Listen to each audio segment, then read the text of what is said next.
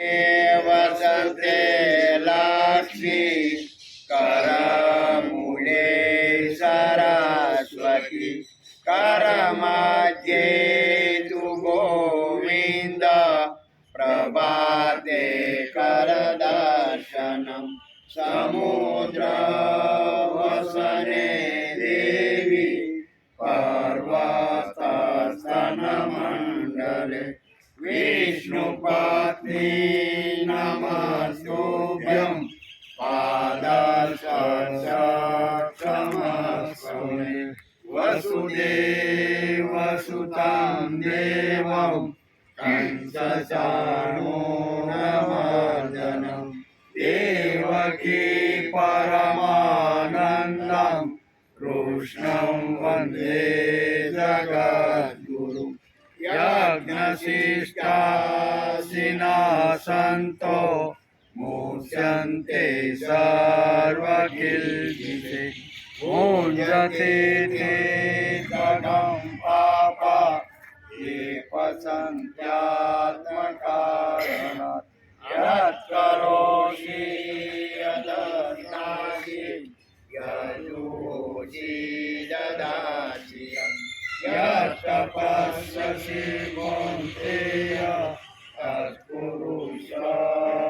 तत्कुरुष्वमदर्पणम् अहं वैश्वानरो भूत्वा प्राणिनां देहमाश्रितः प्राणापानसमायुक्तः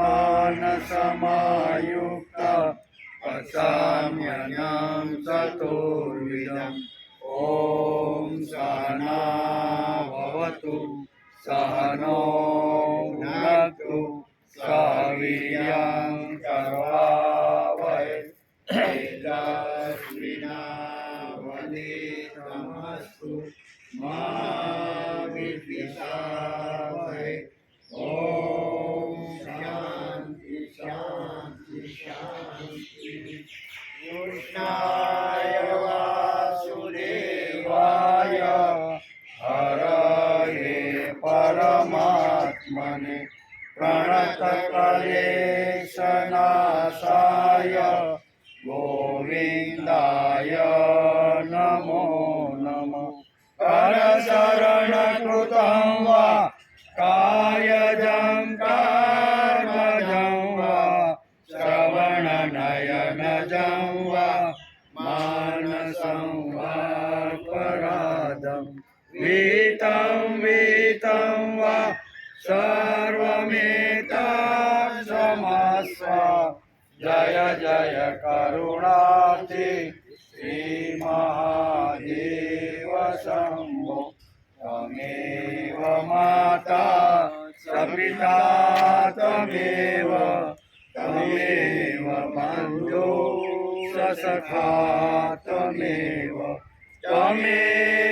विद्या द्रविणं त्वमेव सर्वं मम देव देव।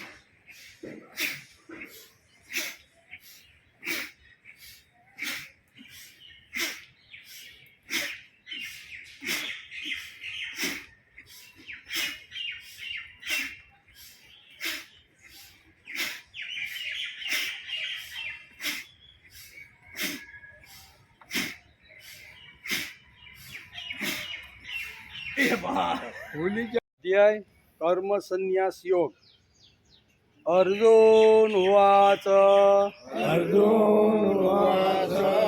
संन्यासं कर्मणां कृष्ण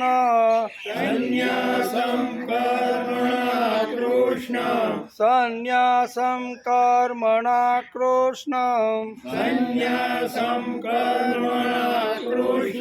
पुनर्योगं च संससि पुनर्योगं स संससि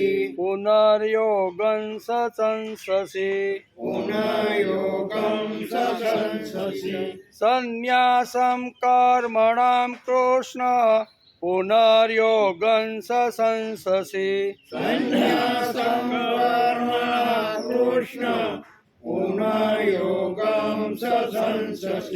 यश्रेय एतयोरेकम्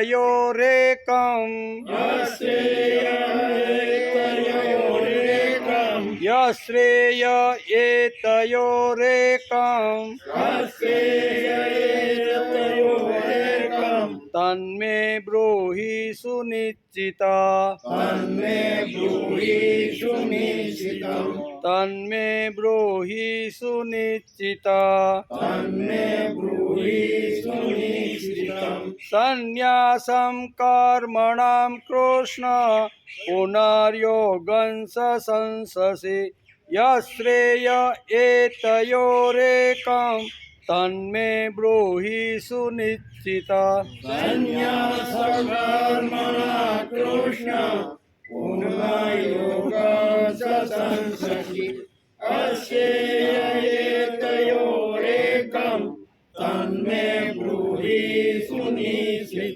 श्री भगवान उवाच संन्यास कर्मयोगच्च संन्यास कर्मयोगच्च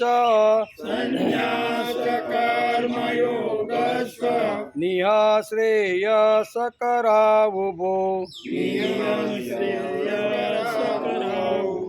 निःश्रेयस्करावुभो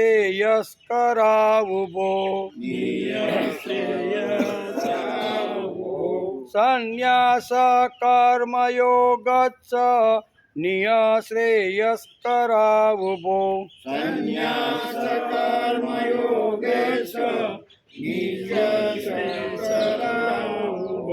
तयोस्तु कर्म संन्यासात्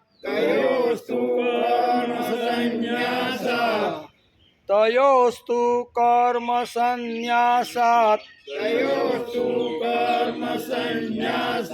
कर्मयोगो विशिष्यते कर्मयोगो विशिष्यते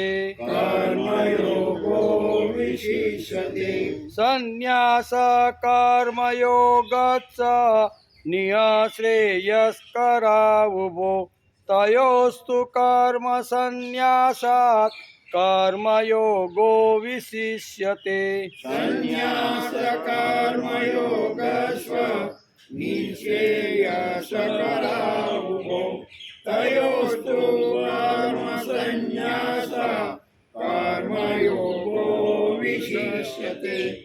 पहलो बीजो साथे अर्जुन उवाच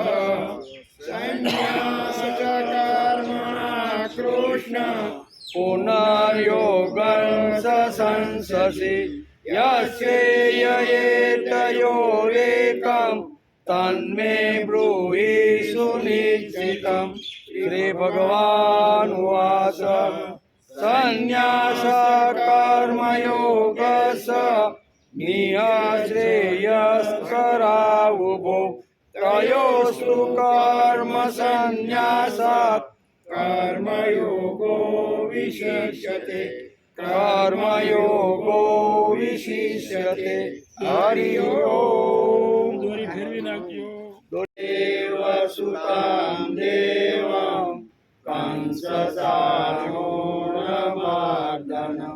देवकी परमानन्दं कृष्णं वन्दे जगद्गुरुं गुरुर्ब्रह्मा गुरु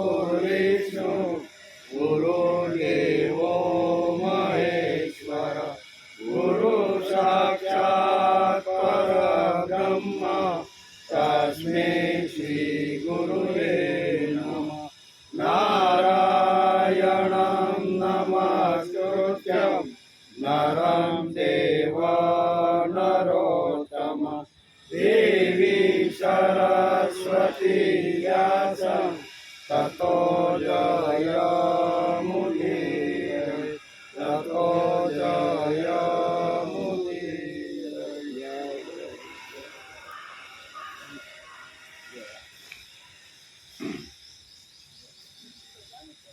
श्री भगवान उवाच संन्यास कर्मयोगच्च निह श्रेयस्करावुभो तयोस्तु कर्म संन्यासात् कर्मयोगो विशिष्यते। श्री भगवान बोला, हे अर्जुन, संन्यास सांख्य योग અને કર્મયોગ બંને જ નિહ શ્રેયસ્કારો એટલે કલ્યાણકારી છે। કેવા? સંન્યાસ યોગ અને કર્મયોગ બંને કલ્યાણ કરનારા છે। તું તયો કર્મ સંગાત, પરંતુ એ બંનેમાં પણ કર્મ સંન્યાસ એટલે કે સાંખ્ય યોગ કરતાં કર્મયોગ વિશિષ્યતે, સાંખ્ય યોગ કરતાં કર્મયોગ વિશેષ છે। બંને તો સારા જ છે, બંને કલ્યાણકારી છે, પણ તું મને એમ પૂછતો હોય કે બેમાંથી એક વાત મને તમે સમજાવો, ત્યારે ભગવાન કહે છે કે બંને સાંખ્ય યોગ અને કર્મયોગ બંને કલ્યાણકારી છે। પણ બંને કલ્યાણકારી તો છે, પણ વિશેષ અહીંયા કર્મયોગ અહીં કે વધારે શ્રેષ્ઠકારી છે, એમ ભગવાન આ જવાબ આપે છે। કારણ કે ગઈકાલે અર્જુનનો પ્રશ્ન હતો બેમાંથી એક વાત કયો એમ, તો ભગવાન એને બીજા શ્લોકની અંદર આ વાત એને સમજાવી દીધી એમ। આજે શ્રીમદ ભગવદ્ ગીતા ચિંતન શરૂ થયું એનો 255મો દિવસ। ગઈકાલે આપણે શ્રીમદ ભગવદ્ ગીતાના 5મા અધ્યાયના પ્રથમ શ્લોકને નમસ્કાર કર્યા। અર્જુનથી આ અધ્યાયની બોલવાની શરૂઆત થઈ છે। અર્જુનનો પ્રશ્ન હતો કે હે કૃષ્ણ, તમે એક બાજુ સંન્યાસની એટલે કે ત્યાગની પ્રશંસા કરો છો અને બીજી બાજુ કર્મયોગની પ્રશંસા કરો છો, બંનેની પ્રશંસા તમે કરો છો વારાફરતી, તો બંનેમાંથી એક કલ્યાણકારી જે હોય તે તમે મને કહો એમ, એવો પ્રશ્ન અર્જુનનો પ્રથમ શ્લોકની અંદર હતો। ભગવાન એનો આ બીજા શ્લોકની અંદર એનો જવાબ આપે, બંને શ્રેયસ કરાય, શું આવ્યું? નિય શ્રેયસ કરા ઊભો, બંને હે અર્જુન બંને શું કહેવાય, બંને શ્રેય એટલે કલ્યાણકારક છે, પણ એમાં કર્મયોગ શ્રેષ્ઠ છે, એમ ભગવાન આ જવાબ આપે છે। ભગવાનના સિદ્ધાંત અનુસાર સાંખ્ય યોગ અને કર્મયોગનું પાલન પ્રત્યેક વર્ણ, આશ્રમ, સંપ્રદાય વગેરેના મનુષ્યો કરી શકે છે। બરાબર ને? બહુ સરસ છે।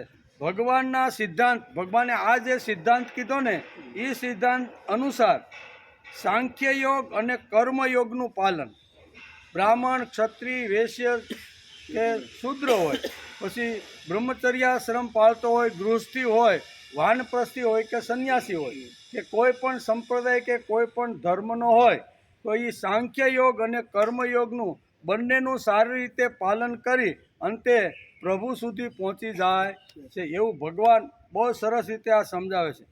તેથી બંને આવી રીતના બંને કલ્યાણકારી છે અને દરેક લોકો આનું અનુસરણ કરીને પ્રભુ સુધી પહોંચી શકે છે।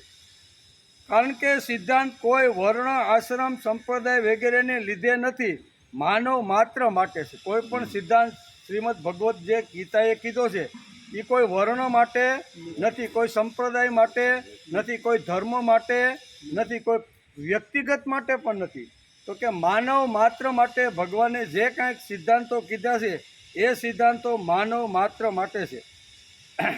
આ જ અધ્યાયના પહેલા શ્લોકમાં અર્જુન કર્મનો ત્યાગ કરીને એટલે કે વિધિપૂર્વક જ્ઞાન પ્રાપ્ત કરવાની પ્રચલિત પ્રણાલીને એટલે કે કર્મ સંન્યાસ નામથી ઓળખ્યો છે, પરંતુ ભગવાનના સિદ્ધાંત પ્રમાણે ભગવાનના સિદ્ધાંત પ્રમાણે જ્ઞાન પ્રાપ્તિને માટે સાંખ્ય યોગનું પાલન પ્રત્યેક મનુષ્ય સ્વતંત્રતાથી કરી શકે છે એમ ભગવાન અહીં કહે છે. બંને કર્મયોગ અને સાંખ્યયોગ બંનેનું સ્વતંત્ર રીતે પાલન કરી અને માણસ પોતાનો જીવન વિકાસ કરી શકે છે. સાંખ્ય યોગનું પાલન કરવામાં કર્મોની સ્વરૂપથી ત્યાગ કરવાની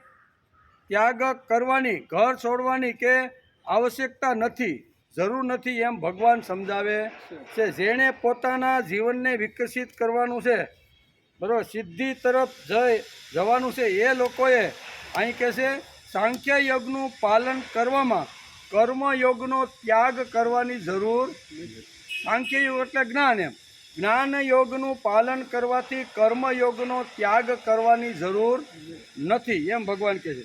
એટલા માટે ભગવાન પ્રચલિત જાતનો આદર કરતા હોઈને પોતાના સિદ્ધાંત અનુસાર અર્જુનના પ્રશ્નનો ભગવાન અહીંયા ઉત્તર આપે. બંને શ્રેષ્ઠ છે, પણ સંન્યાસ યોગ એટલે કે કર્મનો ત્યાગ કરીને અહીંયા માણસ પોતે સિદ્ધિ પ્રાપ્ત કરે છે એવું નથી. કર્મમાં રહીને પણ માણસ પ્રભુ સુધી જઈ શકે છે એમ આ ઉત્તરમાં ભગવાન કહે છે. ભગવાન આગળ કહે છે કે સાંખ્ય યોગ દ્વારા મનુષ્ય પ્રત્યેક વર્ણ, આશ્રમ, સંપ્રદાય વગેરેમાં રહીને પ્રત્યેક પરિસ્થિતિમાં સ્વાતંત્ર્યપૂર્વક જ્ઞાન પ્રાપ્ત કરી શકે છે. અર્થાત પોતાનું કલ્યાણ, પોતાનું શ્રેય સાધી શકે છે. કોઈ પણ વર્ણનો, કોઈ પણ જ્ઞાતિનો કે કોઈ પણ સંપ્રદાયનો હોય, એ બંને વાતો કરીને કે જ્ઞાનયોગ અને કર્મયોગ બંનેમાં રહીને પોતાનું શ્રેય અને કલ્યાણ સાધી શકે છે. એ સ્વતંત્ર છે. એમ કોણ? જે સાધના કરે છે, સિદ્ધિ તરફ જવા માટે જે મનુષ્ય પ્રયત્ન કરે છે, એ બધા સ્વતંત્રપૂર્વક અહીંયા કર્મયોગ અથવા સાંખ્ય યોગનું અહીંયા ધારણાને ધ્યાન કરીને એ પ્રત્યેક માણસ પોતાનું કલ્યાણ કરી શકે છે એમ ભગવાન. અહીં સંન્યાસ પદનો અર્થ સાંખ્ય યોગ થાય છે. સંન્યાસ શબ્દ અહીંયા ગીતાની અંદર ભગવાને વાપર્યો છે, તો સંન્યાસનો અર્થ થાય છે સાંખ્ય યોગ. સાંખ્ય એટલે જ્ઞાન, એમ સમ્યક. સંન્યાસનો જો છૂટો પાડીએ તો સમ્યક જ્ઞાન. સમ્યક જ્ઞાન એટલે અહીંયા સાંખ્ય યોગ એવો શબ્દ આ શ્લોકની અંદર વાપરવામાં આવ્યો છે. તેથી ભગવાન કહે છે સંન્યાસ કર્મયોગ ચ નિયશ્રેયસ્કરાવુભો તયોસ્તુ કર્મ સંન્યાસાત કર્મયોગો વિશિષ્યતે. ભગવાન કે બે શ્રેષ્ઠ છે ભાઈ. તું એમ કહેશો કે બેમાંથી એક વાત મને કહો, બંને વાતો કરી અને તમે મને મૂંઝવણમાં નાખતા હોય એવું લાગે છે. ત્યારે ભગવાન કે હું તને મૂંઝવણમાં નાખતો નથી, તારા શ્રેય અને તારા કલ્યાણની જ વાત કરી રહ્યો છું. કે સાંખ્ય યોગ અને કર્મયોગ બંને અનુસરવા જેવા છે, આચરણ કરવા જેવા છે, અને બંનેનું આવી રીતની ધ્યાન ધારણા કરી અને એ કરવા જેવા છે. એમ કરીને ભગવાન એને આ રીતે સમજાવે છે. મયી સર્વાણી કર્માણી મયી સર્વાણી કર્માણી સંન્યસ્યાધ્યાત્મ ચેતસા. આમ ભારપૂર્વક ભગવાને કહ્યું હતું. આમાં ભગવાને ઉચ્ચારેલ સંન્યાસ શબ્દ અર્જુનના મગજમાં હજી ઘોળાતો રહ્યો છે. ભગવાને સંન્યાસ શબ્દ તો વાપર્યો, અર્જુન પણ ભગવાનને સંન્યાસ અને કર્મયોગની વાત કહે છે, પણ એના મનમાં એક જ ઘૂસું ભરાઈ ગયું છે કે સંન્યાસ એટલે કર્મયોગનો ત્યાગ કરી, હાથમાં કમંડલ લઈ, લંગોટી પહેરી અને ગંગા નદીના કિનારા ઉપર બેસી જવાનું. ત્યાં હે ત્રિપુરારી, હે શંકર, હે મહાદેવ, હે પાર્વતીપતિ આ સ્મરણ કરતાં કરતાં બાકીની જિંદગી પૂરી કરવી. આટલો જ અર્થ અર્જુનના મગજમાં અત્યારે ઘૂમી રહ્યો છે. ભગવાનને સંન્યાસ શબ્દનો અર્થ કાંઈક જુદી જ રીતે સમજાવવાનો અર્જુનને પ્રયત્ન કર્યો છે. તું તારા મનમાં જેટલું સંન્યાસ સમજે છે એટલો સંન્યાસ સહેલો અને આવી રીતનો નથી. એમ સંન્યાસ એટલે સમ્યક ન્યાસ. ન્યાસ એટલે કરવું અને સમ્યક એટલે સારું. કોઈ પણ કૃતિ કરીએ, કોઈ પણ કામ કરીએ એમાં મન મૂકીને સારી રીતે જે કરવામાં આવે છે એને સંન્યાસ કહેવામાં આવે છે. આમાં ક્યાં કપડાની વાત આવી? ભગવાન આ સમજાવે છે સમ્યક ન્યાસ. ન્યાસ એટલે કરવું અને સમ્યક એટલે સારું. કોઈ પણ કૃતિ કરતા હોય, આધ્યાત્મિક હોય, વ્યવહારિક હોય, સામાજિક હોય, કૌટુંબિક હોય, કમાવાનું ક્ષેત્ર હોય, કોઈ પણ કૃતિ કરતા હોય તેમાં મન મૂકીને માણસે કૃતિ કરવી જોઈએ, તો જ એનું પરિણામ સારું આપણને મળે, નહીતર મળે. ધ્યાન આપણું એક જગ્યાએ હોય ને કામ બીજી જગ્યાએ કરતા હોય તો બે ધ્યાનથી જો કામ કરીએ તો એની અંદર સફળતા મળતી નથી. તેથી ભગવાને અહીંયા સમ્યક ન્યાસ, સંન્યાસનો અર્થ ભગવાન કરતા કહે છે કે હે અર્જુન, તારા મગજમાં જે કમંડળ હાથમાં લઈ લંગોટી પહેરીને ગંગા નદીના કિનારે આના માથા કાપવા કરતાં તમારું સ્મરણ કરતો કરતો જિંદગી પૂરી કરું, આ તારા મગજમાં ઘૂસી ગયેલી જે વાત છે ને એને સંન્યાસ શાસ્ત્રકારો કહેતા નથી. જે કૃતિ કરો એ સમજીને કરો, સારી રીતે કરો, મન મૂકીને કરો. આ જો કરતા હશું તો એને સમ્યક જ્ઞાન કહેવામાં આવે છે. તેથી અહીં આમ ભારપૂર્વક ભગવાને કહ્યું હતું. આમાં ભગવાને ઉચ્ચારેલ સંન્યાસ શબ્દ અર્જુનના મગજમાં હજી ઘોળાયા કરે છે. હજી બરોબર એના ફિટ થયો નથી. આમાં અર્જુનને ભગવાન પાસેથી પોતાના મનમાં છે તે બોલાવવું છે. અર્જુનના મનમાં શું છે કે મારે લડવું નથી, એ એના મનમાં ઘૂસી ગયેલી વાત છે, બરોબર. અને મારે ભગવાનના મોઢે કેવડાવવું છે કે ભગવાન કર્મયોગ કરતાં જ્ઞાન યોગ શ્રેષ્ઠ છે. એટલે મારા મગજમાં જે છે એ મારે ભગવાનના મોઢેથી મારે બોલાવવું છે. આવી અપેક્ષા રાખીને અવારનવાર અનેક પ્રકારના પ્રશ્નો પૂછે છે. આમાં અર્જુનને ભગવાન પાસેથી પોતાના મનમાં છે તે બોલાવવું છે. એવું લાગે છે યુદ્ધ છોડીને એને ભાગી જવું છે. મૂળ વસ્તુ એને શું છે કે યુદ્ધ છોડીને અર્જુનને ભાગી જવું છે. અર્જુનને આ બધું છોડીને ભાગી જવું છે. અર્જુને સંન્યાસનું એક તૂત પકડ્યું છે અને તેથી તે પૂછે છે કે સંન્યાસામ કર્મણા ન્યાસમ. ભગવાન, તમે આ મારા માટે સંન્યાસ કે કર્મયોગ જે હોય ને શ્રેષ્ઠ કલ્યાણકારી એ તમે મને સમજાવો. એક વાત ભગવાન, તમે બેમાંથી એક વાત કરો. આવું અર્જુન કહે છે. હું બે વાત નહીં, કર્મની વાત નહીં ને સંન્યાસની વાત નહીં, કર્મયોગ એક વાત મારા કલ્યાણ માટેની તમે કરો. એક વાત એટલે ખરેખર તો મારા મનમાં જે છે ને એ તમે મને કહો. એમ તમે તમારી રીતે બધું હાંકે રાખો છો, એને બદલે મારા મનમાં હું જે કમંડળ લઈ અને હિમાલયમાં જઈ અને તપસ્યા કરીને આ કર્મયોગ છોડીને જ્ઞાન યોગની પ્રાપ્તિ કરવી જે મારા મનમાં છે ને એ વાત તમે મને કહો.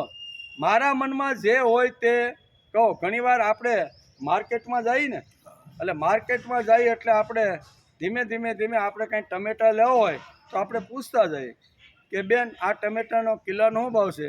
તો કે 50 રૂપિયા છે બાપા. એ કે 50 થોડા હોય, સાલીમાં તો આગળ હમણાં બીજી શાકવાળીએ કીધું. એ કે ને એક વાત કયો? એ કે હું એક જ વાત કહું છું કે ભાઈ 50 રૂપિયાના કિલો છે, પણ ઓલા શેઠના મનમાં શું છે 40 રૂપિયા ઘૂમે છે.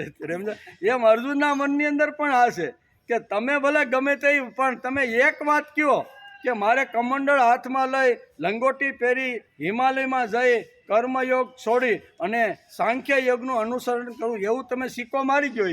પણ ભગવાન કે ભાઈ, મારે તો તને જે કે તારું કલ્યાણ માટે મારે જે કહેવાનું હશે ને તે જ હું કહેવાનો છું. તને ગમે કે ન ગમે, તું એનું અનુસરણ કરે કે ન કરે, તું એનું ધ્યાન ધરે કે ન ધરે, પણ તે મને અહીંયા બીજા અધ્યાયની અંદર જે કહી દીધું છે, બરાબર, 9મા શ્લોકની અંદર બીજા અધ્યાયમાં કે હું તમારો શિષ્ય બનીને તમારા શરણે આવ્યો છું, મારું જેમાં કલ્યાણ હોય તે ઉપદેશ તમે મને આપો.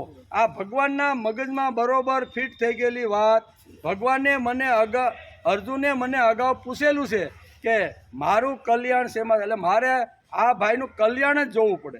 એ ભલે આડોહળો ભાગવાની વાત કરતો હોય, છોડી દેવાની વાત કરતો હોય, પણ એનું કલ્યાણ મારે જોવાનું છે. તેથી આવી રીતે અર્જુન પણ ભગવાનને કહે છે કે તમારા ઉપદેશમાં થોડી મૂંઝવણ થાય એવું છે.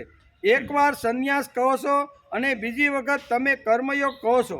આથી ભગવાન અસંદિગ્ધ ભાષામાં પોતાનો મત કહેવાની શરૂઆત કરે. ભગવાને પોતાનો મત જાહેર કરી દીધો. શું કીધું? સંન્યાસ કર્મયોગ છ.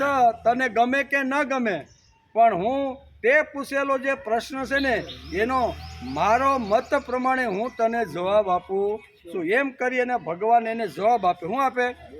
સંન્યાસ કર્મયોગ છ નિયશ્રેયસ કરા ઉભો.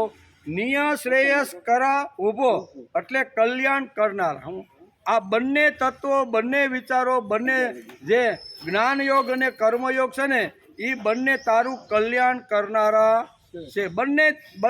બંનેમાંથી કોઈ પણ એકનું સારી રીતે અનુસરણ કરીને તું જો કરવા લાગીશ ને તો આ બંને તારું કલ્યાણ કરશે એમ કે. તેથી અહીં કહે છે કે આવી રીતે અર્જુન પણ ભગવાનને કહે છે કે તમારા ઉપદેશમાં થોડી મૂંઝવણ છે, તેથી તમે કા કર્મયોગ અને કા જ્ઞાનયોગ આ બંનેમાંથી જે શ્રેષ્ઠ વાત મારા કલ્યાણ માટે હોય તે તમે મને કહો. આથી ભગવાન અસંદિગ્ધ ભાષામાં પોતાનો મત રજૂ કરી અને અર્જુનને કહેશે. સંન્યાસ, પહેલો શબ્દ વાપર્યો સંન્યાસ. આ શ્લોક, બીજા શ્લોકની અંદર અહીંયા ભગવાને સંન્યાસ શબ્દ વાપરેલો છે. સંન્યાસ એટલે સંન્યાસ અને કર્મયોગ બંને જ કલ્યાણ કરનારા છે, પરંતુ એ બંનેમાં પણ કર્મ સંન્યાસ એટલે કે સાંખ્ય યોગ કરતાં કર્મયોગ સાધનામાં સુગમ હોવાથી શ્રેષ્ઠ છે, કલ્યાણકારી છે. માટે તું કર્મયોગનો આગ્રહ રાખી અને કર્મયોગ કરવાનો પ્રયત્ન. બંને શ્રેષ્ઠ છે, બંને પ્રભુ સુધી લઈ જાય એવી બંને વાતો છે, પણ એમાં વધારેમાં વધારે શ્રેષ્ઠ જો હોય તો એમાં કર્મયોગ છે એમ ભગવાન કહે છે. અર્જુન અને સામાન્ય માણસની પણ સમજણ એવી છે કે જેને પુણ્ય જોઈતું હોય, મર્યા પછી સ્વર્ગ જોઈતું હોય, જેને સુખ જોઈતું હોય તે લોકો કર્મયોગ કરે. એમ 4 રીતે કર્મયોગ સમાજની અંદર આપણે બધા કરતા રહેલા છીએ. આપણે બધા કર્મયોગિક નહીં, બધાને કાંઈક ને કાંઈક જોઈએ છીએ. પેટના માટે સવારમાં 8 વાગે માણસ ઉઠી અને નીકળે અને સાંજ સુધી કર્મયોગ કરે કે નહીં? એટલે બધાને એક તો સ્વાર્થથી કર્મ થતું રહેલું છે, બીજું પુણ્યાર્થ કર્મ થતું રહેલું છે, ત્રીજું વિકાસાર્થ કર્મ થતું રહેલું છે, અને ચોથું કર્મ છે એ પ્રભુ પ્રીત્યર્થે કર્મ થતું રહેલું. 4 પ્રકારના કર્મો જગત ઉપર રહેલો જે માણસ છે ને એ 4માંથી કોઈ પણ એક પ્રકારનું કર્મયોગ તો કરતો રહેલો છે ને કાં સ્વાર્થ માટે કરે છે, કાં તો પુણ્યાર્થ, મને સ્વર્ગ મળે એટલે યજ્ઞ છે, દાન છે, પુણ્ય છે, જે કાંઈ કરવાનું હોય ને એ માણસ કરે. ભલે અત્યારે મારે જોતું નથી પણ મર્યા પછી પણ મને મળે એટલા માટે પુણ્યાર્થ કર્મ કરીને ઘણા લોકો દાન, યજ્ઞ આ બધું કરતા હોય છે. બીજો પ્રકાર કયો તો કે પુણ્યાર્થ. પહેલો પ્રકાર કયો તો કે સ્વાર્થથી થતું રહેલું કર્મ. ત્રીજો કર્મયોગનો પ્રકાર કેવો છે તો કે વિકાસાર્થ. મારે પુણ્ય પણ જોતું નથી અને ભોગ પણ જોતવા નથી, બસ મારો વિકાસ થાય, ધીમે ધીમે હળવે હળવે હું પ્રભુ સુધી પહોંચું ને એટલા માટે ઘણા લોકો કર્મયોગ કરતા હોય છે. અને ચોથો પ્રકાર આપણું શાસ્ત્રકાર ગીતા આપણે બધા બતાવે છે કે પ્રભુ પ્રીત્યર્થે કર્મયોગ. આ 4 વાતો જો આપણે સમજાઈ જાય તો આ શ્લોક સમજાય આપણે, નહીતર સમજાય. કર્મ તો બધા જ કરે છે, કર્મયોગ તો બધા જ કરતા રહેલા છે, બરોબર ને? કોઈ અહીંયા કહે છે કે બ્રેડ અથવા આવી રીતની સુપર સ્ટોર શરૂ કરીને એમાં નાની મોટી વસ્તુઓ રાખી અને વેપાર કરી અને એ પણ પોતાના પેટ માટે રડે છે કે નહીં? દારૂ વેચવાળો પણ દારૂ વેચીને પણ પોતાના પેટ માટે રડતો રહેલો છે કે નહીં? એવી રીતે ટાઈપિસ્ટ માણસ હોય, નોકરી કરીને પણ પોતાનો ગુજરાન ચાલે, પોતાના કુટુંબનો નોકરી કરીને પણ કરે છે. એની સામે કોઈ ભાગવતની કથા કરતો હોય અને એને વધારે પૈસા મળે એટલે એ જો 7 દિવસની કથા કરતો હોય તો પેટ માટે તો બધા જ કરે છે. ભાગવતની કથા જે કરે છે ને એ કાંઈ પ્રભુ પ્રીત્યર્થે કોઈ કરતા નથી. જેમાં સામાન્ય દુકાનવાળો વેપાર કરીને પોતાનું પેટિયું રળે છે, એવી રીતે આ કથા કરીને લાખો રૂપિયા કમાઈને પોતાના પેટિયું રળે છે. એટલે એમાં ખાલી શું કહેવાય, એમાં અલગ અલગ કર્મમાં ફેરફાર કરી નાખ્યો, પણ એનું પરિણામ તો બધાનું સરખું જ આવે છે, કોઈ આવી રીતનું કરતું. તેથી અહીં ગીતાકાર આ શ્લોકની અંદર કર્મયોગનું મહત્ત્વ સમજાવે છે. જે મને આવું કાંઈ જોઈતું નથી, લોકો ઉપર પહોંચી ગયેલા છે, તે યોગ કરે નહીં. આત્મતૃપ્તસ માનો, આમ બેસી જાય. આ શ્લોકની પહેલી લીટીમાં ભગવાને એમ ઠરાવ્યું છે કે કર્મ સંન્યાસ અને કર્મયોગ આ બંને નિઃશ્રેયસ કર છે. કર્મયોગ અને સાંખ્ય યોગ બંને કર્મ શ્રેયસ્કર એટલે બંને કલ્યાણકારી, બે કલ્યાણકારી છે. તું તારે મનની અંદર જે રીતે આવે એ રીતે ઉપાડવાનો પ્રયત્ન કર, પણ કર્મયોગ છે એ સાંખ્ય યોગ કરતાં શ્રેષ્ઠ છે. એ તું મને પૂછતો હોય તો એનો જવાબ આ છે. તેથી નિશ્રેયસ કર છે, બંને જ કલ્યાણ કરનારા છે. એક શ્રેયસ છે અને બીજું જ્ઞેયસ છે. સરળ ભાષામાં કહેવાનું હોય તો એમ કહી શકાય કે પ્રેયસ માર્ગી એટલે સુખ ઈચ્છનાર અને શ્રેયસ માર્ગી એટલે આનંદ આપનાર. એક સુખ આપે ને બીજો પૈસા મળે એટલે માણસને સુખ મળે, વસ્તુ લાવે, ઘર બનાવે, ગાડી લાવે એટલે એને સુખ મળે કે નહીં? એ છે અહીંયા પ્રેયનો માર્ગ. એટલે પ્રેય માર્ગ અપનાવવાથી સમાજની અંદર માણસને સુખ મળે છે, પણ શ્રેયનો માર્ગ અપનાવવાથી માણસને આનંદ થાય છે. વસ્તુ વગર પણ હું આનંદિત રહી શકું છું, એના માટે અહીંયા શ્રેય શબ્દ વાપરવામાં આવ્યો છે. આપણે બધા વસ્તુથી સુખી થાય. બંગલો ન હોય તો બંગલો બની જાય, મોટર ન હોય તો મોટર આવી જાય, ફાર્મ હાઉસ ન હોય તો ફાર્મ હાઉસ. એટલે આપણે બધા કેવા છીએ, આપણે સુખ મળે. એક વસ્તુ મહેનત કર્યા પછી, પ્રયત્ન કર્યા પછી વસ્તુ મળે તો એમાં માણસને સુખ લાગે છે. પણ અહીંયા ગીતાકાર આપણે બહુ સારી રીતે સમજાવે છે કે વસ્તુ વગર પણ માણસ આનંદમાં રહી શકે છે. હજારો વર્ષ સુધી આપણા ઋષિઓ ઉપર મોટા મોટા રાફડા ને મોટી મોટી જટાઓ દાઢી વધી ગઈનું કારણ એની પાસે કોઈ વસ્તુ એ સમયે નહોતી. એ સમાધિ અને ધ્યાનની અંદર બેસી જાય, આખા જગતને ભૂલી અને મનને ભગવાનની અંદર એકાગ્ર કરી ગયે. ત્યાં કોઈ વસ્તુ નહીં, કોઈ આવી રીતના ભોગ નહીં, કોઈ વસ્તુ નહીં, પણ છતાંય એ આનંદમાં છે કે નહીં? એટલે એક અંગ્રેજીમાં એને ઓબ્જેક્ટિવ કહે છે અને બીજી ભાષામાં કહેવું હોય તો સબ્જેક્ટિવ. આ બે અંગ્રેજીમાં આના માટે આ શબ્દો વપરાય છે. તેથી અહીં કે સુખને કોઈ દિવસ આનંદ કહી શકાય નહીં, કેમ કે સુખ વસ્તુનિષ્ઠ હોય છે. કેવું? એ વસ્તુ એટલે ઓબ્જેક્ટિવ. અને અંગ્રેજીમાં શું કહે છે કે વસ્તુ મળે તો મને સુખ મળે. ઉનાળાના દિવસો છે, 12 વાગે હું ઘેરે જાય અને સરસ મજાનું ખસખસનું પાણી જો ઠંડુ બનાવીને જો મને આપે ને દ્રાક્ષવાળું, તો મને સુખ મળે કે નહીં? એટલે વસ્તુ માણસને સુખ આપી શકે છે, પણ આનંદ જોતો હોય તો એ વસ્તુ વગર પણ મેળવી શકાય છે, એવું શ્રીમદ ભગવદ્ ગીતાને કહેવાનું છે. સુખને કોઈ દિવસ આનંદી એટલે કે આનંદ કહી શકાય નહીં, કેમ કે સુખ વસ્તુનિષ્ઠ ઓબ્જેક્ટિવ છે, આનંદ આત્મનિષ્ઠ એટલે કે સબ્જેક્ટિવ છે. વસ્તુનિષ્ઠમાં વસ્તુ વગર સુખ નહીં, જ્યારે આનંદમાં વસ્તુ વગર પણ માણસ આનંદ મેળવે કે નહીં? આપણે સવારની અંદર 4 વાગે આપણે ઉઠી જાય. આપણા બધાના ઘણા બધા મોટા ભાગના વડીલોના બધાના અનુભવો છે કે મોટા ભાગના વડીલો લગભગ તો વહેલા ઉઠતા હોય છે અને સવારે 4 વાગે ઉઠી નાહી ધોઈને 5 વાગે ભગવાનની પાસે બેસી જાય. અને મન જો ભગવાનની અંદર જો એકવાર લાગી ગયું તો વસ્તુ વગર પણ કલાક 1.5 કલાક સુધી એ માણસને આનંદ મળે કે નથી મળતો? મળે છે. જે વસ્તુથી આનંદ સામાન્ય માણસને મળે છે એ વસ્તુ વગર સાધકને પણ અહીંયા આનંદ મેળવી શકે છે. એટલે શ્રેષ્ઠ આનંદ કયો? તો કે વસ્તુ વગર માણસને જે આનંદ મળે ને એને શ્રેષ્ઠ આનંદ કીધો છે. ગીતાકાર આ શ્લોકમાં પોતાનું સ્પષ્ટ મંતવ્ય રજૂ કરે છે કે બંનેથી નિઃશ્રેયસ મળે છે. એમાં પહેલી લીટીની અંદર સિદ્ધાંત તરીકે ભગવાને અર્જુનને સાબિત કરી બતાવ્યું. બંનેથી સુખ મળે છે, બંનેથી આનંદ મળે છે, પણ બંનેમાં શ્રેષ્ઠ કયું તત્વ છે એ જો તું મને પૂછતો હોય તો જ્ઞાન યોગ કરતાં કર્મયોગ શ્રેષ્ઠ છે. બંને નિહ શ્રેયસ કર, આવો શબ્દ પહેલી લીટીની અંદર આ શ્લોકની અંદર ભગવાને વાપરો. બંને કલ્યાણકારી છે, ફેંકી દેવા જેવા નથી એમ કે. આજે પણ જે ગુફામાં બેઠા છે, કંઈ કરતા નથી, કંઈ બોલતા નથી, લોક સંગ્રહ કરતા નથી, તે મહાન છે. આ સમજણ આપણા મગજમાં છે કે નહીં? ગિરનારમાં જાવ કે મોટા મોટા હિમાલયની ગુફાઓમાં આપણે જાય ત્યારે ઘણીવાર આવા મહાત્માઓના ગુફામાં આપણે દર્શન થાય. વર્ષો સુધી ને વર્ષોના વર્ષો સુધી એ લોકોને આનંદ મળે છે કે નથી મળતો? વસ્તુ વગર પણ માણસને આનંદ મેળવી શકાય છે એવું આપણું શાસ્ત્ર કહે છે. ઘણીવાર સમાજની ગેરસમજણ દૂર કરવા માટે ભગવાન આ શ્લોકમાં સ્પષ્ટતા કરે છે. કેટલાક લોકો ફક્કડ માણસો હોય, નામ રાખે મસ્તરામ.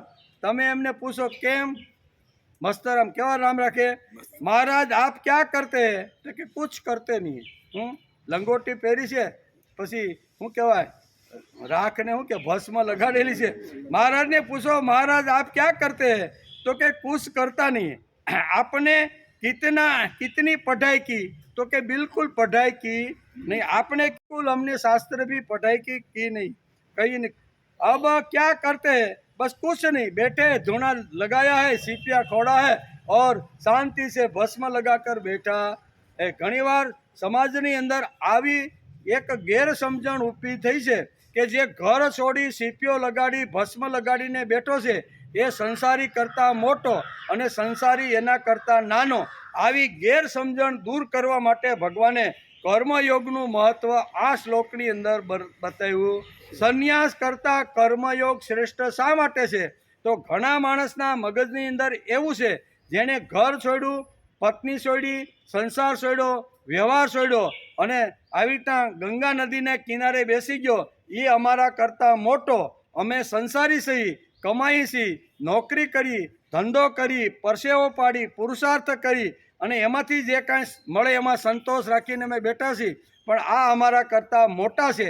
આવી ગેરસમજણ આપણા મગજમાંથી દૂર થાય એટલા માટે ભગવાને કર્મયોગનું મહત્ત્વ સમજાવ્યું. આ માણસ તો કાંઈ કરતો નહીં, કિતની પઢાઈ કી? કુછ નહીં. ક્યાં કરતે હે? તો કે કુછ નહીં, સીપિયા લગાયા હે, ભસ્મ લગાડીએ. બરાબર, તો તું કાંઈ કર્મયોગી જ નથી, તો તું મોટો ને મહાન છે નો ભાઈ? તું જો તારે મોટું થવું હોય, મહાન થવાનું હોય, તો ભગવાને જે કર્મયોગનો સિદ્ધાંત ગીતાની અંદર જે સમજાવ્યો છે એ પ્રમાણે માણસે કર્મયોગનો પ્રયત્ન કરવો જોઈએ. તેથી અહીં કહે છે કે એવી ગેરસમજણ ઘૂસી ગઈ છે, કાંઈ જ કરતા નથી, તે આપણા કરતાં મોટો અને સંસારી નાનો. તેથી 16 વર્ષનો સંન્યાસી કદાચ હોય ને તો 80 વર્ષના બાપા એના પગમાં પડે છે. આ કેટલી ગેરસમજણ સમાજમાં ઘૂસી ગઈ છે, એ હવે કાઢવી બહુ અઘરી પડે. જેમ અર્જુનના મનમાં પૂર્વગ્રહ એક બંધાઈ ગયો છે કે લંગોટી વાળવી, હાથમાં કમંડલ લેવું, 5 જગ્યાએ ભિક્ષા માગવી અને નિર્વાહ ચલાવો, આને સંન્યાસ કહે છે. અને ભગવાન તમે આ સંન્યાસ મને સમજાવો. બરાબર, એના મગજમાં જે આટલું જ સંન્યાસની વ્યાખ્યા છે એટલી આપણા બધાના મગજમાં પણ એક ઘૂસી ગયું છે કે જેણે ઘર છોડ્યું, જેણે લંગોટી પહેરી, જેણે ભસ્મ લગાડી, જેણે મા બાપ છોડ્યા, જેણે પત્ની છોડી, એ અમારા કરતાં મોટો અને અમે તો બધાય માયામાં પડેલા. બાપા અમે તો માયામાં પડ્યા છીએ, એટલે આ સંન્યાસીના પગ પકડીએ. અહીંયા આ આપણી ગેરસમજણ દૂર કરવા માટે ભગવાન આ કર્મયોગનું મહત્ત્વ સમજાવે છે. બંને શ્રેષ્ઠ કરશે, બંને કલ્યાણકારી છે. સાંખ્ય યોગ પણ શ્રેષ્ઠ છે અને કર્મયોગ પણ શ્રેષ્ઠ છે. પણ તું મને પૂછતો હોય કે બેમાંથી એક વધારે કયું કલ્યાણકારી છે, તો હું તને અર્જુન કહું છું કે કર્મયોગ એ સાંખ્ય યોગ કરતાં વધારે શ્રેયસ કર. એટલે કર્મયોગનું મહત્ત્વ સમજાવ્યું છે. સંસારી લોકોએ આ બરોબર ફિટ મગજમાં કરી લેવું જોઈએ. તેથી આના પરિણામે કર્મયોગ નિશ્રેષ્ઠ છે એવું લોકોને કોઈ દિવસ લાગતું જ નથી. એને તેમ લાગે છે જેને ઘર છોડ્યું નહીં એ અમારા કરતાં મોટો, અમે તો બધા માયામાં પડેલા સહી. પણ માયામાં પડેલા નથી, આપણે શ્રેષ્ઠ છીએ. કારણ કે સંસારી ઉપર 3 બાકીના જે આશ્રમો છે ને એ 3 આશ્રમનો આધાર ગૃહસ્થી લોકો ઉપર છે. બરાબર, બ્રહ્મચર્ય આશ્રમમાં પણ પોતાના દીકરાને ભણવાનું હોય ને ભાઈ, તો જે ખિસ્સામાંથી જે ખાલી કરવાનું હોય ને એ ગૃહસ્થી પિતાના ખિસ્સામાંથી ખાલી થાય. પછી વાનપ્રસ્થાશ્રમ થયા પછી પણ ગૃહસ્થી ઉપર આધાર રાખવો પડે. 75 વર્ષ પછી સંન્યાસ લે માણસ અને એ સમાજમાં ફરે તો ગૃહસ્થીનો જ આધાર લઈને સમાજમાં પોતાનો યોગક્ષેમ ચલાવવો પડે કે નહીં. એટલે આ 3 આશ્રમ, બ્રહ્મચર્યાશ્રમ છે, વાનપ્રસ્થાશ્રમ છે અને સંન્યાસાશ્રમ છે. 3નો આશ્રમ કોના ઉપર છે? ગૃહસ્થ આશ્રમ. તેથી મોટામાં મોટો આશ્રમ, શ્રેષ્ઠ આશ્રમ, કલ્યાણકારી આશ્રમ કયો છે? ગૃહસ્થ આશ્રમ. એટલે આપણે નાનમ રાખવાની કોઈ જરૂર નથી, નહીતર આપણે નાના રહીને જ મરી જાવું. એ અમારા કરતાં મોટો, ઘર છોડ્યું, ઘરવાળી છોડ્યું, આ કર્યું તે કર્યું, એ અમારા કરતાં મહાન, એ અમારા કરતાં કલ્યાણકારી, એ અમારા કરતાં શ્રેષ્ઠ, અને અમે તો બધાય માયામાં ખદબદતા રહેલા. આમાંથી બહાર કાઢવા માટે ભગવાને સાંખ્ય યોગ કરતાં કર્મયોગ શ્રેષ્ઠ છે એ ભગવાને અહીંયા બીજા શ્લોકની અંદર અર્જુનના પ્રશ્નના જવાબ આપી દીધો છે. તેથી ગીતાકાર પહેલી લીટીમાં સિદ્ધાંત કહે છે કે જેમ કર્મ સંન્યાસથી નિઃશ્રેય છે તેમ કર્મયોગથી પણ નિઃશ્રેય છે. કર્મ સંન્યાસ અને કર્મયોગ બંને નિહશ કરશે એમ ભગવાન બહુ સ્પષ્ટ રીતે આ વાત આપણે સમજાવે છે. એટલે કર્મયોગ કેવળ પ્રેયસી એટલે કે પ્રેયસ નથી, શ્રેયસ પણ છે. બંને વસ્તુ છે. કર્મયોગ છે ને એ બંને વસ્તુને પ્રેયસ અને શ્રેયસ એ બંનેને આવી રીતનું કરે છે. એમ કે શ્રેયસ પણ છે. સંન્યાસી જેમ સાધક રહી શકે તેમ કર્મયોગી અને સંસારી પણ સાધક રહી શકે છે એવું ભગવાનનું બહુ સ્પષ્ટ રીતે કરવાનું. સાધક બે રહી શકે. નકર આપણને એમ થાય કે આપણે તો હવે માયામાં પડ્યા, સંસાર કરીએ, વ્યવહાર કરી, કોઈના કેટલાય શું કહેવાય ઊંધી ટોપી ફેરવીને કોઈકને બૂસ મારવા વાળા, હવે અમે મહાન ક્યાંથી હોય? ઘણીવાર આપણને આવું થાય કે અમે આવા બૂસ મારવા વાળા મહાન ક્યાંથી? ત્યારે ભગવાન કે એકાદું કામ, એકાદું કર્મ એવું કર કે જેમાં તારે બૂસ માર્યા વગર પણ તારે કર્મયોગ કરવાનો છે. એમ કે તેથી કર્મયોગ જુદા જુદા કારણોસર થાય છે. પહેલો કર્મયોગ સ્વાર્થથી થાય, સ્વાર્થ માટે થાય. પેટને માટે માણસ રાત દિવસ દોડે. તેથી પહેલો 4 વાતો આપણે હમણાં કીધી ને એ 4 વાતો આજે આપણે સમજી લેવાની જરૂર છે. કર્મયોગ શ્રેષ્ઠ શા માટે છે? કર્મયોગ મહાન શા માટે છે? કર્મયોગ સાંખ્યયોગ કરતાં નિઃશ્રેય શા માટે છે? એ ભગવાન પોતાના જ મુખમાંથી આ વાત આપને સમજાવે છે. કોઈ બ્રેડ વેચતો હશે, હજારો રૂપિયા કામતો છે. બંને કેવા છે? વેપારી જ છે ને. ઠોર વેચવાવાળો પણ વેપારી છે. દુકાનો આપણે કોઈ પણ ધર્મ શું કહેવાય ધાર્મિક સ્થળો ઉપર જઈને લાઈન બંધ દુકાનો બધી હોય, અલગ અલગ ટાઈપના બધા ઠોર અને પ્રસાદ લઈને બધા વેપાર કરે કે નહીં? શું કામ કરે છે? એને ઘેરે કુટુંબ છે, પરિવાર છે, બધાને ચલાવવાનો છે. એટલે આ ઠોર વેચીને પણ પૈસા કમાવાના છે. એવી રીતે બ્રેડની દુકાન કે નાની એવી દુકાન કોઈ રોડ ઉપર નાખીને બેઠો હોય અને એમાં બધી જ પ્રકારની નાની મોટી ઘર વખરીની બધી વસ્તુઓ રાખતી હોય, એ પણ વેપાર કરે છે. એ પણ વેપાર કરીને એમાંથી જે કાંઈ આવે છે એ પોતાના બાળ બચ્ચાને આવી રીતનો ઉછેરવાનો પ્રયત્ન કરે છે. તેથી બ્રેડ વેચવાવાળો અને ઠોર વેચવાવાળો બંને પેટને માટે દોડધામ કરે છે. કોઈ બે દોડધામ કરે છે.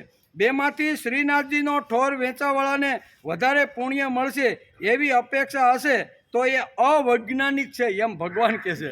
શું કહે છે? બ્રેડ વેચવાવાળા કરતાં શ્રીનાથજીનો ઠોર વેચીને પોતાના કુટુંબનું ભરણ પોષણ જે કરે છે એ વધારે પુણ્યશાળી છે, વધારે વિકસિત છે એવી માનવાની કોઈ જરૂરિયાત નથી એમ ભગવાન પોતે જ આ શ્લોકમાં સમજાવે છે. એ અવૈજ્ઞાનિક વાત છે, એ વૈજ્ઞાનિક વાત નથી, ખોટી વાત છે. આપણે તે બંનેને જુદા કરતા હોઈશું, જુદા ગણતા હોઈશું. બંને એક જ છે. ઠોર વેચીને પૈસા ભેગા કરે છે અને બ્રેડ વેચવાળો બ્રેડ વેચીને પૈસા, બે વસ્તુ તો એક જ કરે છે. તો વસ્તુ કરે છે, આપણા મનમાં કદાચ ફરક હશે પણ અહીંયા શાસ્ત્ર અથવા વિજ્ઞાન અથવા ભગવાનના મગજની અંદર કોઈ તફાવત નથી. બંને એક જ છે. કોઈ ટાઈપિસ્ટ નોકરી કરીને પૈસા ઘરમાં લાવે છે અને કોઈ ભાગવતની સપ્તાહ કરીને પૈસા લાવે છે. બરાબર? બંને એક જ છે. કેવા? ભાગવત કરવાવાળો મોટો અને ટાઈપિસ્ટ નોકરી કરીને પૈસા લાવવાળો નાનો. એ અહીં ગીતાકાર કે એ સમજવાની, એટલે કે આપણા કરતાં એ મોટો છે અને આપણે એના કરતાં નાના છીએ, આ સમજવાની જરૂર છે. બંનેના સાધનો જુદા છે, સાધનો જુદા, બરાબર, બંનેના સાધનો જુદા છે, એમાંથી બીજો કોઈ વિશેષ ફરક પડતો નથી. સ્વાર્થને માટે કર્મયોગ એ તદ્દન સામાન્ય વાત છે, તેને કર્મયોગ બોલાય નહીં. પણ આપણે જો સમજવા માટે જો બોલવાનું હોય તો દરેક માણસ પોતાનો કર્મયોગ કરીને જ આ પોતાનું પેટીયું રળતો રહેલો છે. એટલે પહેલો શ્રીનાથજીનો ઠોર વેચીને જે પૈસા લાવે છે તે અને બ્રેડ વેચીને પૈસા લાવે છે તે, એ બંનેના સાધનો કદાચ અલગ અલગ હશે પણ એમાં બેયમાં સ્વાર્થ તો પડેલો છે. જેમ કે કર્મયોગ જુદા જુદા કારણોસર થાય છે. તેમાં પહેલું કારણ સ્વાર્થથી કર્મ, તેના કરતાં ઉપરની પગથી પણ માણસ જ્યારે આવે ત્યારે સ્વાર્થ ખરો પણ હમણાંનો નહીં, મર્યા પછીનો સ્વાર્થ છે. તેથી પુણ્યાર્થ કર્મયોગ કરે. બીજી વાત આપણે કહેતા ને, હાલો આ એક જવા જ હોય છે, એના ઉપરથી એક પગથી છે, એ શેના માટે કર્મ કરે?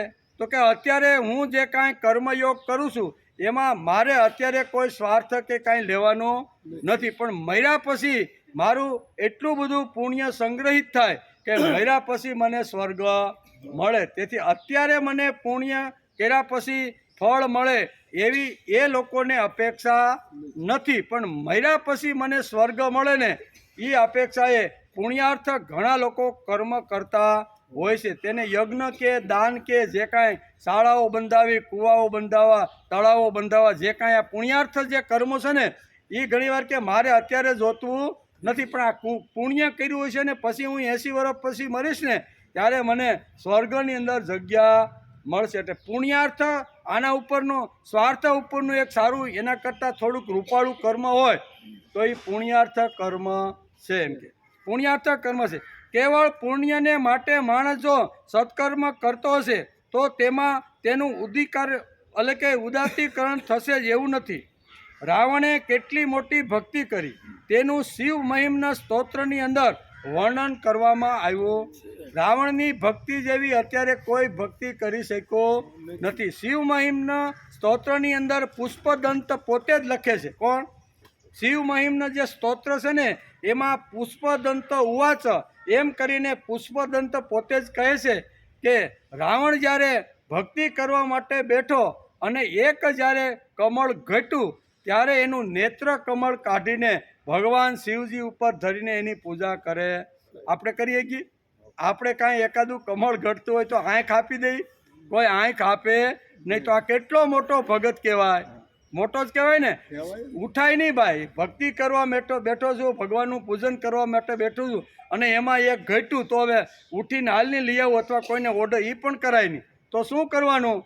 રાવણે પોતાની એક નેત્ર કાઢી અને શિવ મહિમના સ્તોત્ર હોય તો ઘેર જઈને વાંચજો, એમાં લખ્યું છે કે રાવણે પોતાનું એક નેત્ર કમળ શિવજી ઉપર આવી રીતનું ચડાવી દીધું. તેથી રાવણે કેટલી મોટી ભક્તિ કરી હશે તેનું શિવ મહિમના સ્તોત્રમાં વર્ણન છે. રાવણે પોતાનું નેત્ર કમળ ભગવાન શિવજી ઉપર ચડાવ્યું છે. તેને લંકાનું આટલું મોટું રાજ્ય મળ્યું છે તે પુણ્યથી જ મળ્યું છે, તેમાં શંકા નથી. રાવણે આટલી મોટી ભક્તિ કરી પણ તે ભક્તિનું પરિણામ તેના મન અને બુદ્ધિ ઉપર જે થવું જોઈએ એ થયું નહીં, તેથી એ રાક્ષસ વૃત્તિનો માણસ બની. પુણ્ય કર્યા પછી, ભક્તિ કર્યા પછી જે મન અને બુદ્ધિ ઉપર પરિણામ થવું જોઈએ. આપણે ભક્તિ શા માટે કરીએ? કે આપણું મન પવિત્ર, અંતઃકરણ શુદ્ધ થાય અને શુદ્ધ થયા પછી આપણે સારા કામ કરી, કોઈને નડીએ નહીં, કોઈને ઉપયોગમાં આવી. એ મન ઉપર જે અસર થવી જોઈએ ને એ અસર પુણ્યાર્થ કર્મ કરવાથી પણ અહીંયા રાવણના મનની અને બુદ્ધિની અંદર એની અસર થઈ નહીં. તેથી આટલી મોટી ભક્તિ કરવાવાળો શું કહેવાય, રાવણ પણ રાવણીઓ બની અસુર પણ બની જાય છે. જ્યાં જ્યાં ભોગ જોવે, જ્યાં જ્યાં સૌંદર્ય જોવે, જ્યાં જ્યાં આવી રીતની દીધી, બરોબર ને.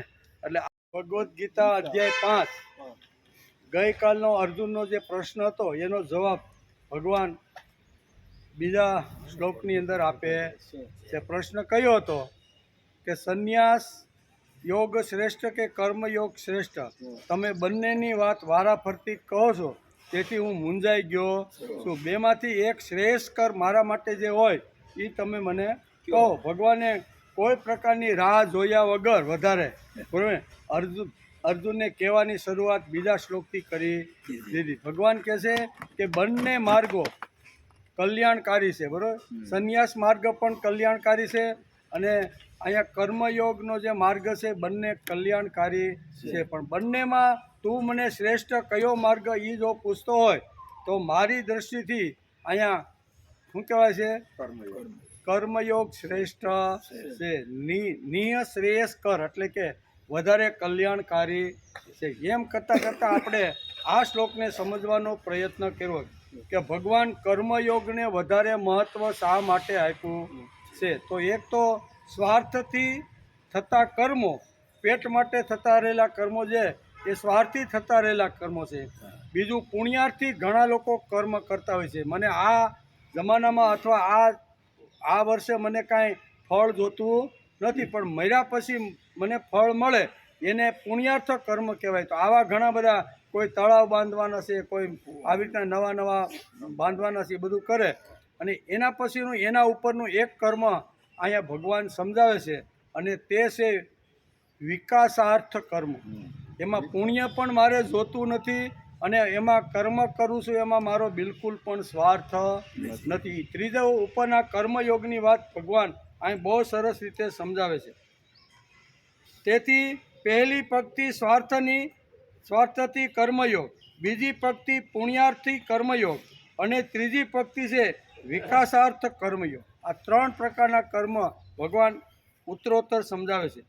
જેમાં વિકાસાર્થ કર્મયોગ હોય તેમ પ્રભુ પ્રીત્યર્થે પણ કર્મયોગ હોય. ચોથો જે પ્રકાર બતાવ્યો એમાં મારે આ ત્રણમાંથી એકે નહીં, વિકાસ માટે પણ નહીં, સ્વાર્થ માટે નહીં, પુણ્ય માટે નહીં, પણ હું પ્રભુના માટે કર્મ કરતો રહેલો છું.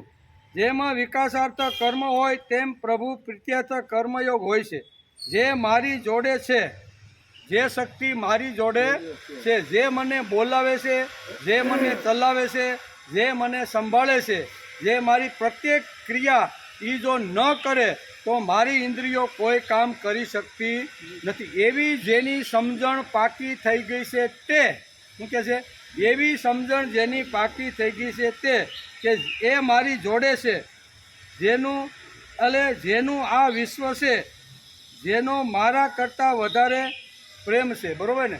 જેનું આ વિશ્વ છે, જેણે વિશ્વભરે મારા ઉપર જે પ્રેમ કર્યો છે એ પ્રેમને સમજવા માટે પ્રભુ માટે કર્મ કરવું એને પ્રભુ પ્રીત્યર્થ કર્મયોગ કહેવાય છે. એટલે ભગવાન આ કર્મયોગની વાત કરે છે. કેવા?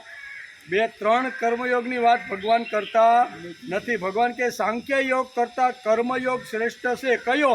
તો કે જે શક્તિ મને હલાવે છે, બોલાવે છે, જેમણે આખી પૃથ્વીનું સર્જન કરી અને પૃથ્વીના માનવ માત્રનું જે કલ્યાણ કરવા માટે જે ભગવાન છે એના માટે મને પ્રીતિ હોવી જોઈએ, પ્યાર હોવો જોઈએ, પ્રેમ હોવો જોઈએ.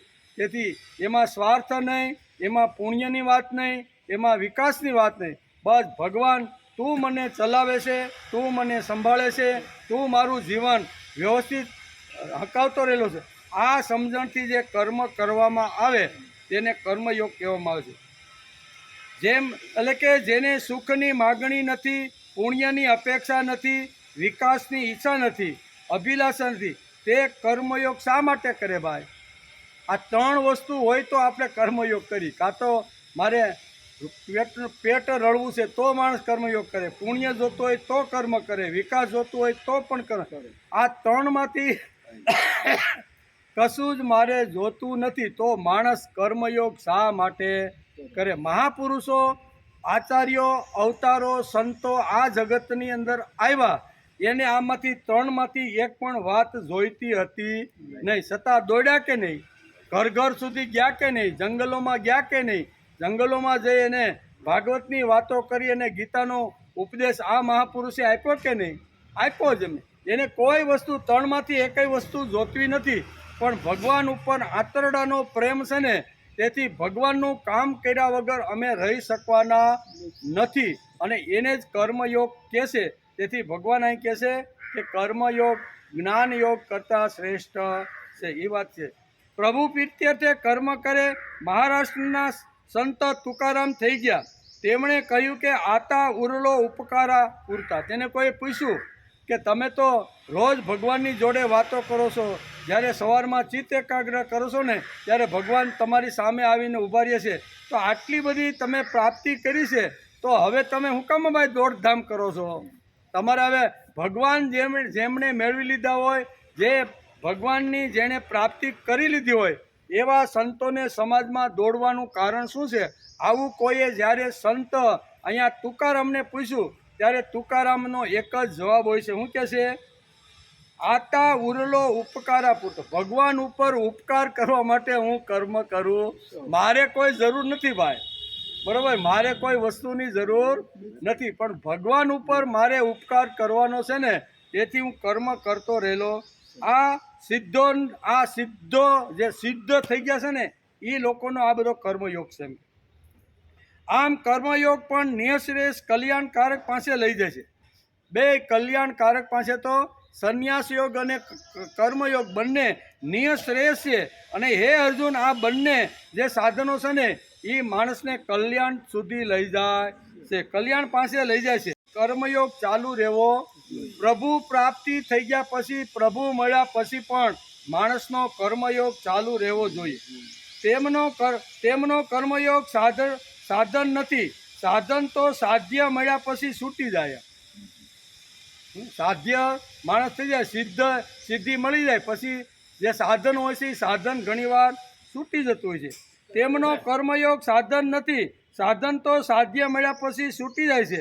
કર્મયોગ છૂટ્યા પછી તેથી ભગવાન ગીતાકાર નિઃશ્રેષ કરા ઊભો બંને કલ્યાણકારક છે. તેથી નાવડીમાં હું તમને તમારા પગ ધોયા વગર બેસવા દેવાનો નથી, કારણ કે મારી આજીવિકા છે. અને આજીવિકા માટે તો અમે બે રાત દિવસ ગંગા પાર કરાવીને જે કાંઈ મહેનત પણ મળે ને એમાં અમારો યોગક્ષેમ ચલાવી છીએ. પણ ભગવાન કે લે નહીં ભાઈ, તારે અમને સામે કિનારે જો લઈ જવાના હોય ને, એ કે એમ ન લઈ જાવી, કાઠોડ ઘેરેથી લાવવું, મારી ઘરવાળીને લઈ આવું. કારણ કે તમારા પગની રજ જ્યાં જ્યાં પડી છે ને, એ શિલા પણ અહલ્યા બની ગઈ કે નહીં? એટલે કદાચ તમારા પગની રજ અમારી નાવડી ઉપર પડે અને અમારું આ આજીવિકાનું સાધન ટળી જાય તો અમે તો ભાઈ એમને ઊભા રહી જાય ને. તેથી અમે તમારા પગ પહેલાં ધોઈ નાખીએ. સમજા? કહેવત શું કહે છે? અમે તમારા પગ ધોઈ નાખીએ, કારણ કે અમારી આજીવિકાનું જે સાધન છે ને, એ સાધન તો અમારી પાસે કાયમ માટે રહેવું જોઈએ. એટલે એમાં તો બહુ ઊંડી વાતો તુલસીદાસે બહુ લખી છે, પણ એમાં અત્યારે આપણે જાતા નથી. કહેવાનો અર્થ કે અહીંયા કહે છે કે તેમનો કર્મયોગ સાધન નથી. સાધન તો સાધ્ય મળ્યા પછી છૂટી જાય. એટલે આ કહેવત કહે છે કે ભાઈ અમારે તમારાથી છૂટવાનું નથી. એમ કે સાધન કે ખરેખર કર્મ સંન્યાસ થાય કે નહીં થાય કોને ખબર છે? સંન્યાસી થવાય છે, સંન્યાસ લેવાનો હોતો નથી. એ આશ્રમ વ્યવસ્થાની અંદર શાસ્ત્રકારો આપને સારી રીતે સમજાવે. વર્ણાશ્રમ ધર્મની અંદર ભગવાને ઘણી જગ્યાએ આપણા વેદવ્યાસ જેવા મહાપુરુષે સ્મૃતિમાં મનુએ ઘણી જગ્યાએ આ વાતો આપને સમજાવી છે. એમ કે સંન્યાસ એટલે હાથમાં કમંડલ લઈ, લંગોટી પહેરી કે ભગવા વસ્ત્રો પહેરી નીકળી પડવું, એવી અર્જુનની જે કલ્પના હતી ને, એ અર્જુનની કલ્પનાને ભગવાન સંન્યાસની બહુ ચોખવટ કરી નાખે. અર્જુનના મનમાં તો આ જ હતું કે સંન્યાસ લેવાનો એટલે કર્મયોગ છોડવાનો. બાણ એટલે તો બાણ ફેંકી દીધા ને. પાછલી બેઠક ઉપર જે પહેલા અધ્યાયના જે છેલ્લા શ્લોકની અંદર બધું બાણ ને બધું ફેંકીને પાછલી બેઠક ઉપર બેસી ગયો. એનો અર્થ શું થયો?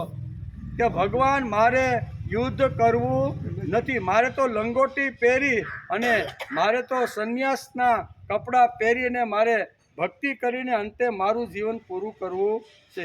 એટલે સંન્યાસ એટલે હાથમાં કમંડલ લઈ, લંગોટી કે ભગવા વસ્ત્રો પહેરી નીકળી પડવું, એવી અર્જુનની જે કલ્પના હતી ને, એ કલ્પનાની અંદર અહીંયા કર્મયોગનું મહત્ત્વ ભગવાન અર્જુનને સમજાવે છે. તેથી બીજા અધ્યાયમાં અર્જુન બોલ્યો છે કે મહાનુભાવ, ગુરુજનોને નહીં અણીને હું આ લોકમાં ભિક્ષાવૃત્તિથી જીવીશ અને નિર્વાહ કરી 5 ઘેરે ભિક્ષાનદેહી કરીને ઊભો રહીશ, પણ મારે યુદ્ધ કરવું નથી. લંગોટી પહેરીશ, હાથમાં ભિક્ષાનું પાત્ર લઈ અને 5 ઘેરે જઈને મારું ગુજરાન ચલાવીશ, પણ મારે કર્મયોગ કરવો નથી. કર્મયોગથી જે ભાગેલો જે અર્જુન છે, બરાબર, એને ભગવાન વારંવાર કર્મયોગનું મહત્ત્વ સમજાવી અને બંને સંન્યાસ યોગ અને કર્મયોગ બંને કલ્યાણકારક છે, પણ એમાં વધારે પડતો કલ્યાણકારક જો માર્ગ હોય તો એ કર્મયોગનો માર્ગ છે. સંન્યાસ માટે આ અર્જુનની કલ્પના છે. જીવનમાં મન અને બુદ્ધિની એવી સ્થિતિ એક વખત આવે કે માણસ પોતે જ સંન્યાસી થઈ જાય. મન અને બ્રહ્મચર્યાશ્રમ સારી રીતે કર્યો, ગૃહસ્થાશ્રમ સારી રીતે ભોગવ્યો, બહુ કમ્પ્લીટ વ્યવસ્થિત, પછી કહેવાય વાનપ્રસ્થાશ્રમ પણ સારી રીતે, એમ કરતાં કરતાં 75 વર્ષ ત્રણે આશ્રમમાં બહુ સારી રીતે વ્યતીત કરતા ભોગવતા દરેક આશ્રમને ન્યાય આપતા જે માણસ આગળ વધતો જાય છે, એના મન અને બુદ્ધિ એટલા પવિત્ર, એટલા દિવ્ય થઈ જાય છે કે 74 વર્ષ પછી એને પણ ખબર નથી કે હું સંન્યાસી બની ગયો છું. મન અને બુદ્ધિ ઉપર એટલો સંયમ, એટલો કંટ્રોલ કર્યો હોય છે કે જેને ભોગ કાંઈ હલાવી ચલાવી કે આવી રીતના કોઈ લલચાવી શકતા નથી. આ સ્થિતિ ઉપર જે વ્યક્તિ પહોંચે છે એને ભગવાન સંન્યાસ કહે છે, કે માણસ પોતે સંન્યાસી થઈ જાય છે. એમાં આપણું શાસ્ત્ર આપને સમજાવે છે.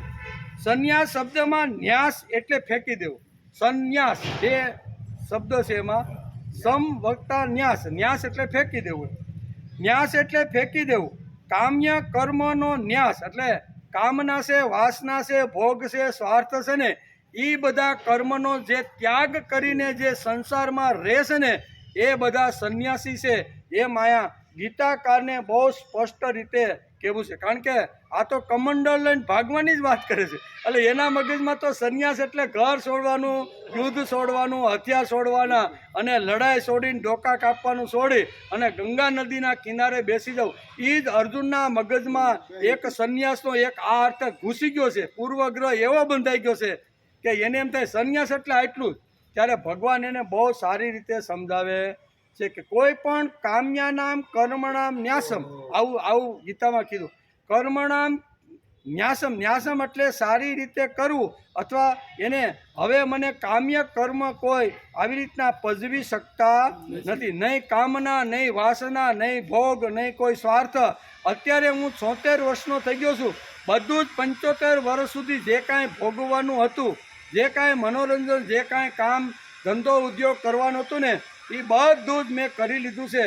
હવે મારા આધ્યાત્મિક ક્ષેત્રમાંથી મને પાછા પાડી શકે એમ નથી. આવી સ્થિતિ ઉપર 75 વર્ષ ધીમે ધીમે બ્રહ્મચર્યાશ્રમ, ગૃહસ્થાશ્રમ અને વાનપ્રસ્થ ગાળતા માણસની એક એવી સ્થિતિ આવે કે એ સ્થિતિ ઉપર પહોંચ્યા પછી એને કામ્ય કર્મ કોઈ હલાવી શકતા નથી. આ સ્થિતિને સંન્યાસ કહેવામાં આવે છે.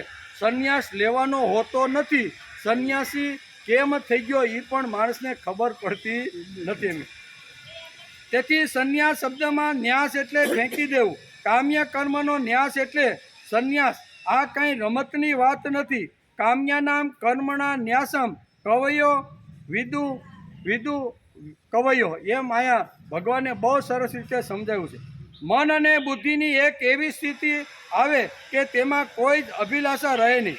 તે વખતે માણસ પોતે સંન્યાસી થઈ જાય. કોઈ અભિલાષા નહીં, કોઈ કામના નહીં, કોઈ વાસના નહીં. હું અને મારો ભગવાન અને મારું એક પ્રભુ કાર્ય હાથમાં, સારું સાત્વિક કાર્ય લઈને સમાજમાં કલ્યાણકારી કામ લઈને ફરું. આ જેની શું કહેવાય ધારણા હોય છે એ લોકો સંન્યાસી છે. તેથી કોઈ પ્રકારની અભિલાષા નહીં. તે વખતે માણસ પોતે સંન્યાસી થઈ જાય છે. એમ ગીતાકાર સ્પષ્ટ રીતે આ શ્લોકની અંદર અર્જુનને સમજાવે છે. કીર્તિની અભિલાષા છૂટી જાય. કેવી? કોઈ મને માન આપે ન આપે, કોઈ મને બોલાવે ન બોલાવે, આ પણ 75 વર્ષ સહજ રીતે ખબર ન પડતા ત્રણેય આશ્રમ સારી રીતે જીવતા જો માણસ આ કરે તો એની કીર્તિની અભિલાષા પણ છૂટે, પૈસાની અભિલાષા છૂટે, સ્ત્રીની કે પુત્રની કે મંદિર બાંધવાની કે સ્કૂલો ગૌશાળા ખોલવાની તેમજ જીવનની પણ અભિલાષા ન રહે. તેને સંન્યાસી કહેવામાં. છેલ્લે જીવનની પણ અભિલાષા, ગમે ત્યારે ભગવાન તું મને બોલાવી શકે છે. ના હવે હું મરી જાઉં તો હવે મારા આટલું મોટું વિશાળ લીલી વાડી મૂકીને હું જાઉં છું તો એ વાડીનું શું થાય? આટલી પણ અપેક્ષા જેના મનમાં રહી નથી ને એ બધા સંસારમાં રહેવા છતાં પણ સંન્યાસી છે, એમ ભગવાન અહીંયા બહુ સરસ રીતે સમજાવે છે. તેથી છેલ્લે માણસ મરણની પણ અભિલાષા રહે નહીં. આ કર્મ સંન્યાસની સ્થિતિ છે. આપણે તો સંન્યાસ લઈએ એટલે કપડાં બદલાવીને ભગવા કપડાં પહેરીએ એટલે બન્યા સંન્યાસી. આજે સમાજમાં એક રૂઢ થયેલો, એક બહુ રૂઢ થઈ ગયેલી, હવે એને કોઈ કાઢવાનો પ્રયત્ન કરે ને તો લોકો એને મૂર્ખા ગણે, કારણ કે એટલું રૂઢ થઈ ગયેલું છે. સંન્યાસ શબ્દ આવે એટલે ઘર છોડવાનું, પત્ની છોડવાનું, આ સફેદ વસ્ત્ર છોડવાના ને ભગવા વસ્ત્ર ધારણ કરવાના, પછી ગળાની અંદર જે કાંઈ રુદ્રાક્ષની આવું બધું ટીલા ટપકા કરીએ એટલે સમજી લેવાનું કે આ ભાઈ હવે સંન્યાસી બની ગયા છે. તેથી સવારના પહોરમાં બહાર નીકળીએ ત્યારે ચાંદલો તિલક માણસ કરે છે, અને બપોર સુધીમાં હેરાફેરા અને ચાંદલો ને તિલક ઘણીવાર કપાળમાંથી ભૂંસાઈ જાય. પછી બપોરે જમે અને જેમાં પછી 3-4 વાગે ઉઠે, ચા પાણી પીવે તો કે હારું કપાળ તો તિલક તો ભૂંસાઈ ગયું, કારણ કે 2-3 વખત મોઢું ધોયું હોય એટલે શું કરે, પાછો મેકઅપ કરે. શું કે પાછું સવારે જે તિલક કર્યું હોય ને એવું જ પાછું તિલક કરીને બહાર નીકળશે. આને કહેવાય મેકઅપ કહેવાય. કેવો? એ મેકઅપ કરવાથી સંન્યાસી બની જવાતું નથી. કાંઈ નહીં, એકવાર મેં ભગવાન પછીની જે પૂજા છે સવારમાં કરી લીધી અને પછી આખા દિવસમાં મોઢું ધોવાનું, હાથ ધોવાના, પાણી છાંટવાનું, એમ કદાચ કપાળેથી તિલક જો ભૂંસાઈ જાય તો પાછો મેકઅપ કરીને બહાર નીકળવાની જરૂર. એકવાર મેં મારા કપાળનું, મારી બુદ્ધિનું, ભગવાનનું મેં પૂજન કરી લીધું, તિલક ભગવાનને કરી દીધું, અને પછી વારંવાર કરવાની જરૂર નથી. તેથી સવારના પહોરમાં બહાર નીકળીએ ત્યારે ચાંદલો તિલક કરીએ. બપોર સુધીમાં ચાંદલો ચાલ્યો જાય, કપાળ સારું ન લાગે અને પાછો મેકઅપ કરે, એને કહેવાય, એને મેકઅપ કહેવાય. સંન્યાસ મેકઅપ નથી. એમ આ તો એક વૃત્તિ છે, એમ કેવું જીવન છે. સંન્યાસ એટલે એક એવું જીવન જેણે મન બુદ્ધિ ઉપર, ઇન્દ્રિયો ઉપર 100% કંટ્રોલ કરી અને મારું મન આડું અવળું કાંઈ ભાગે નહીં ને એવી સ્થિતિ ઉપર ગયેલો માણસ જે છે ને એને સંન્યાસ કહેવામાં આવે છે. સંન્યાસ મેકઅપ નથી. સંન્યાસ એ એક જાતની વૃત્તિ છે, અને આવી વૃત્તિ તૈયાર કરવી એ સંન્યાસીઓનું કામ છે.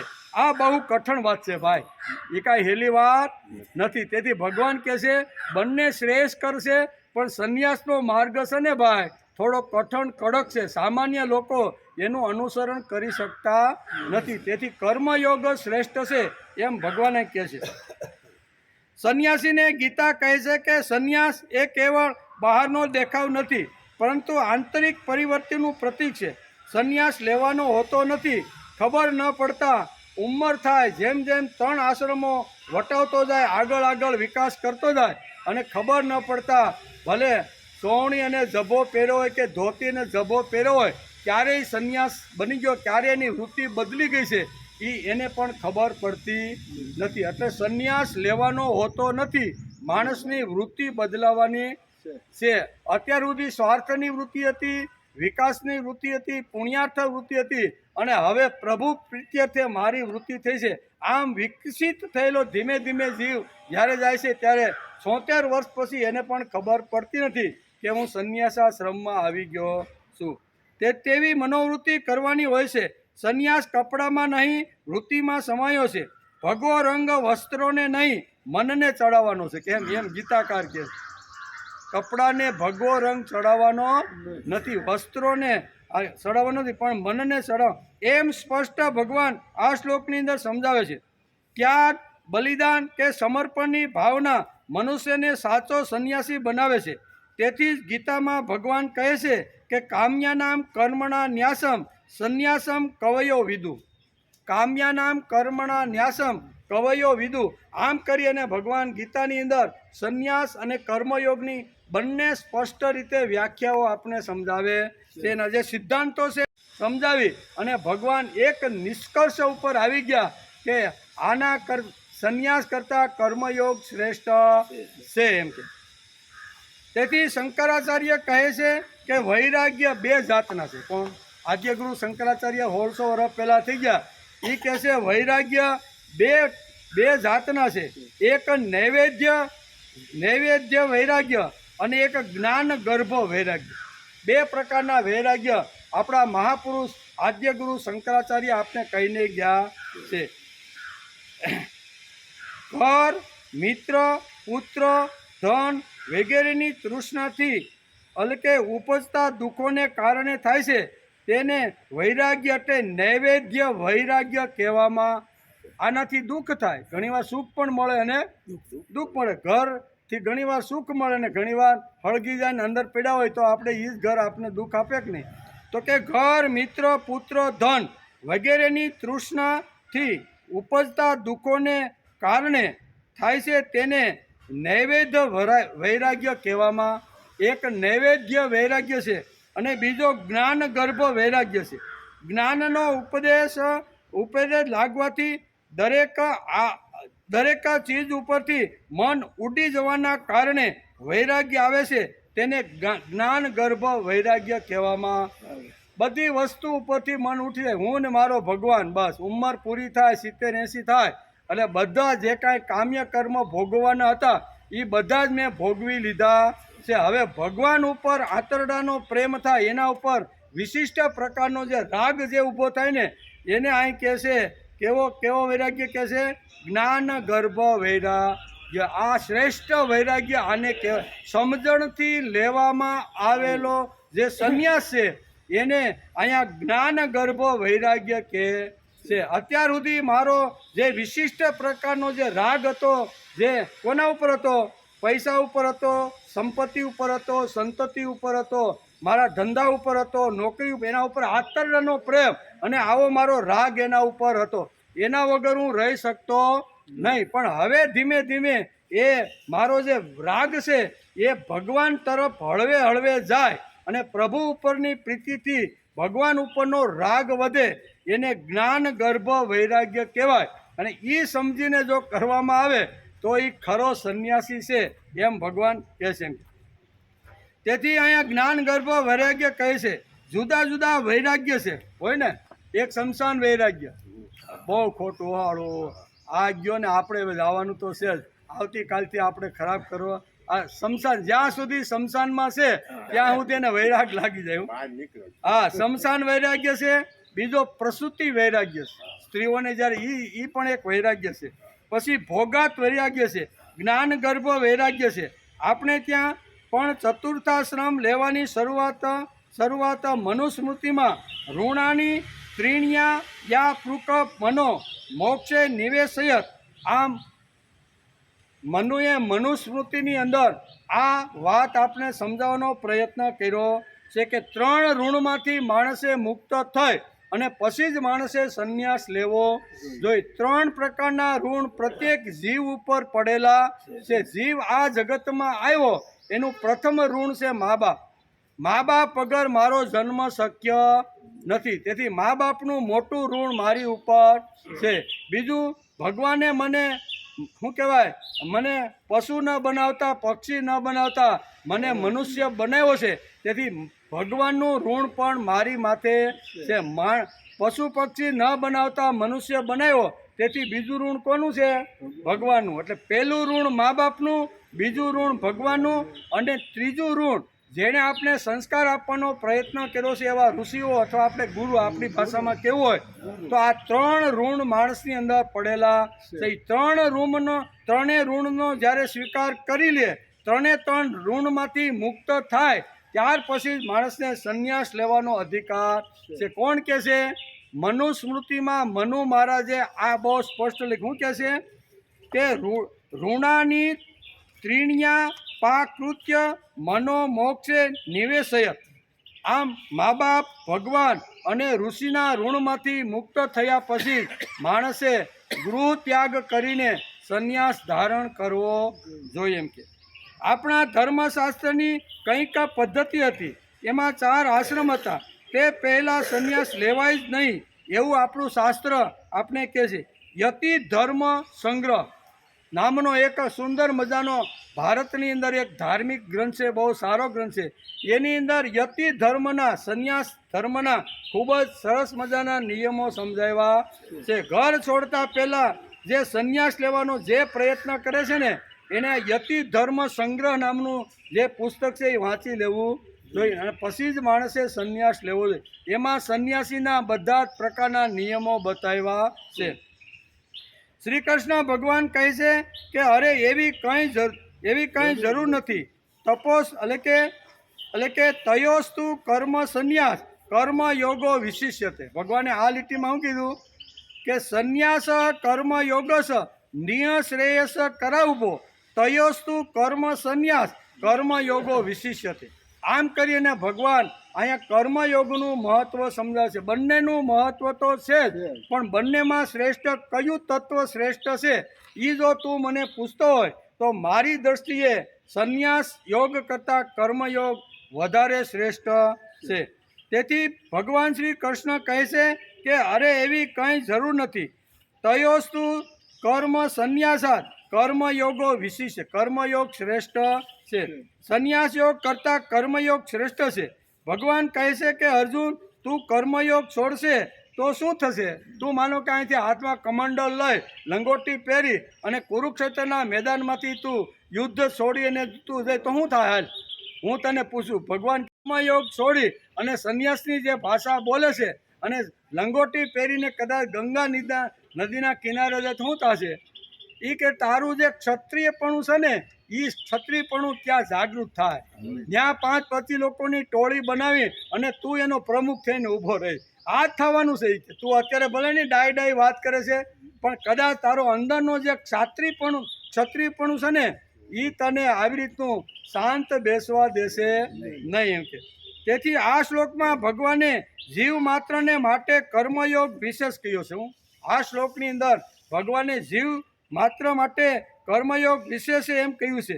વિશેષ એટલે સ્ત્રી પુરુષ બાળક અબાધ બધા જ એનું સારી રીતે અનુષ્ઠાન કરીને એ સિદ્ધિ પ્રાપ્ત કરી શકે છે. શ્રેષ્ઠ એટલા માટે કે બધા જ એનું અનુષ્ઠાન કરી શકે છે એમ કે બધા અનુષ્ઠાન કરી શકે છે. કર્મથી જો આનંદ જો મળતો હોય પછી ગલત એટલે કે ગલગલિયા થતા હોય તો કર્મ છૂટે નહીં. કર્મ નડે તો છોડવાનો પ્રશ્ન આવે. કર્મ કર્યા પછી ગલગલિયા થતા હોય આનંદ થતા હોય 24 કલાક આમ આનંદમાં ફરતો હોય તો કર્મ છોડવાની કોઈ વાત કરે નહીં. પણ કર્મ કર્યા પછી માણસને જો ભાર લાગતો હોય ને તો માણસ કર્મ છોડવાનો પ્રયત્ન કરે. એટલે ભગવાન અર્જુનને કહે છે કે યુદ્ધ કરવું એ તારું કર્મ છે, પણ મને તો એવું લાગે છે કર્મ કરવામાં તને બહુ ભાર અને વજન પડતો હોય ને એવું લાગે છે. તેથી તું કર્મ છોડી અને સંન્યાસ માર્ગ લેવાની વાત કરી રહ્યો છે. કર્મ નડે નહીં એવી સ્થિતિ ભગવાનની છે. આ જ ગીતાકાળની કૂંચી છે જેનાથી કર્મ નડે જ નહીં. ભગવાને એવી ચાવી આપણને આપી છે કે કર્મ માણસને નડે જ નહીં એવું કર્મ છે. એટલા માટે ભગવાને કહ્યું છે કે કર્મયોગો વિશિષ્યતે. કર્મ સંન્યાસ કરતાં કર્મયોગ વિશેષ છે એવું કહ્યા પછી ભગવાન પોતે સંન્યાસીનું વર્ણન કરે છે.